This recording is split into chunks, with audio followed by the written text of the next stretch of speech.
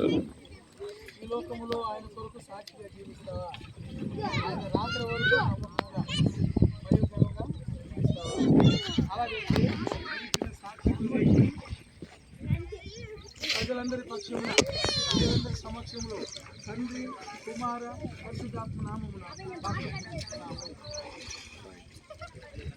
మహాగణుడును అత్యున్నతుడా అధిక స్తోత్రార్హుడా, మీ కృపా కనికరాలను బట్టి మిమ్మల్ని స్తుతిస్తున్నాం.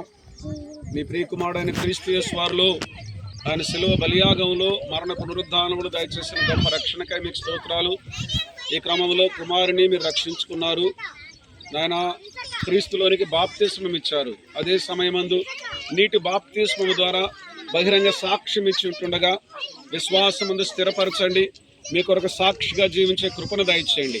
అపోస్తుల బోధయందును సహవాసమందును రొట్టె విరుచుటి అందును ప్రార్థన చేయటి అందును ఎడతెగక ఉండే కృపను దయచేయమని ప్రార్థన చేస్తున్నాం. ఆ బిడ్డ మీ మహిమ కొరకై జీవించడానికి కృపను చూపించమని కుమారుని మీ దయగల చేతులకు అప్పగించుకుంటూ మీ ప్రియ కుమారుడు మా రక్షకుడు ప్రభు అయిన క్రీస్తు యేసు వారి నామము పేరట స్తుతులు స్తోత్రాలు చెల్లించుకుంటూ వేడుకుంటున్నాము తండ్రి. ఆమేన్. రైట్. సజీవయాగముగా మన శరీరము సమర్పించి సజీవయాగముగా మా శరీరము సమర్పించి సంపూర్ణ చేసినగా ఆత్మను నసహితివి